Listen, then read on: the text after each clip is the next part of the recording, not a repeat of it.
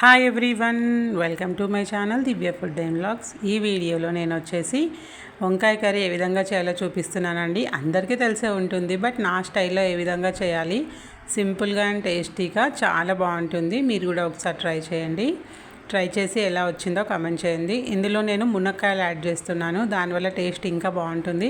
ఇక్కడ 1/2 కిలో తీసుకున్నాను వంకాయలు. వీటిని బాగా వాష్ చేసుకొని మనం కట్ చేసుకొని సాల్ట్ వేసిన వాటర్లో వేసి పెట్టుకుంటే ముక్కలు నల్లగా అవ్వకుండా ఉంటాయి. చూడండి, ముక్కల్ని ఈ విధంగా వాటర్లో వేసి పెట్టుకున్నాను అనమాట, సాల్ట్ వాటర్లో. తర్వాత మునక్కాయలు, ఆనియన్ కూడా కట్ చేసి పెట్టుకున్నాను. తర్వాత స్టవ్ పైన కడాయి పెట్టేసుకొని అందులోకి 2 స్పూన్ల ఆయిల్ వేసుకోవాలి. ఆయిల్లోకి పచ్చిమిర్చి కట్ చేసి వేసుకున్నాను. ఒక 4 వేసుకుంటే సరిపోతుంది, మీ కారానికి తగినట్టుగా వేసుకోండి. ఇందులోకి మనం రెడ్ చిల్లీ పౌడర్ కూడా యాడ్ చేస్తాం కాబట్టి ఒక 4 సరిపోతాయి. అందులోకి చిన్నగా కట్ చేసి పెట్టుకున్నటువంటి ఆనియన్ కూడా యాడ్ చేసుకోవాలి. పచ్చిమిర్చి డైరెక్ట్ మనం ఆయిల్లో వేయడం వల్ల టేస్ట్ అనేది బాగుంటుంది అనమాట కర్రీకి. ఈ ఆనియన్, పచ్చిమిర్చి వచ్చేసి బాగా ఫ్రై అయిన తర్వాత ఇందులోకి కరివేపాకు, ఒక చిన్న స్పూన్ పసుపు యాడ్ చేసుకోవాలి. ఇవి రెండు యాడ్ చేసుకొని బాగా ఫ్రై చేసుకోవాలి వీటన్నిటిని.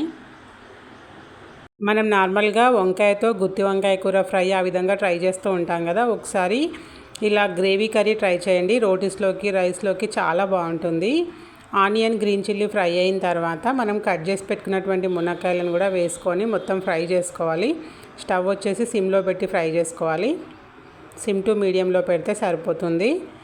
ఇందులోకి కొద్దిగా సాల్ట్ యాడ్ చేస్తున్నాను. తర్వాత మనం రుచికి సరిపడా తర్వాత యాడ్ చేసుకోవాలి. కొద్దిగా యాడ్ చేసుకుంటే సరిపోతుంది.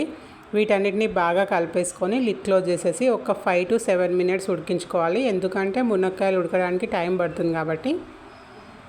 ఒక 7 మినిట్స్ తర్వాత నేను ఓపెన్ చేసి చూపిస్తున్నాను. చూడండి, మునక్కాయలన్నీ కొద్దిగా ఫ్రై అయిపోయి ఉన్నాయి. ఇప్పుడు మనం కట్ చేసి వాటర్లో వేసి పెట్టుకున్నాం కదా వంకాయలు, వాటన్నిటిని కూడా యాడ్ చేసుకున్నాను. వంకాయలు ఈ విధంగా పొడుగ్గా కట్ చేసుకుంటేనే కర్రీ బాగుంటుంది. చిన్న చిన్నగా ముక్కలుగా కట్ చేసుకుంటే అంత టేస్ట్ ఉండదండి మెయిన్గా ఈ కర్రీలోకి. వీటన్నిటిని బాగా కలిపేసుకున్న తర్వాత ఒక 2 టమాటోలని తీసుకొని చిన్న చిన్న పీసెస్లా కట్ చేసి పెట్టుకున్నాను. వాటిని కూడా కర్రీలోకి యాడ్ చేసుకోవాలి. మొత్తం కర్రీ అంతా బాగా మిక్స్ అయ్యేలాగా ఈ విధంగా కలిపేసుకోవాలండి. స్పైసెస్ అన్నీ ఇప్పుడేమి యాడ్ చేయట్లేదు, ఇవన్నీ బాగా మగ్గిన తర్వాత మనం యాడ్ చేసుకుంటాము. లిడ్ క్లోజ్ చేసేసి ఒక 2 మినిట్స్ ఉంచుకుంటే సరిపోతుంది. చూడండి, వంకాయలు అన్నీ కూడా బాగా ఫ్రై అయిపోయాయి. ఇప్పుడు ఇందులోకి మనం రుచికి సరిపడా కారం పొడి యాడ్ చేసుకోవాలి, రెడ్ చిల్లీ పౌడర్.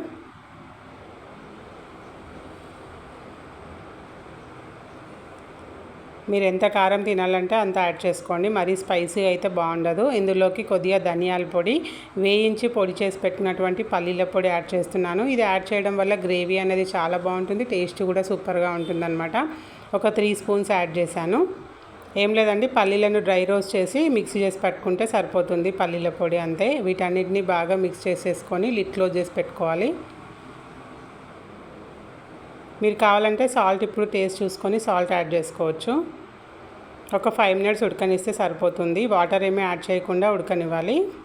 నేను 5 మినిట్స్ తర్వాత చూపిస్తున్నాను. చూడండి, పర్ఫెక్ట్గా మగ్గిందనమాట అంత కర్రీ వచ్చేసి. ఇప్పుడు మనకు గ్రేవీకి సరిపోయినన్ని వాటర్ యాడ్ చేసుకోవాలి. ఇక్కడ నేను 1 గ్లాస్ వాటర్ యాడ్ చేస్తున్నాను. మన గ్రేవీ ఎంత థిక్నెస్ కావాలంటే అంత యాడ్ చేసుకోవాలి. ఈ స్టేజ్లో వచ్చేసి మనం సాల్ట్ చెక్ చేసుకొని యాడ్ చేసుకుంటే సరిపోతుంది.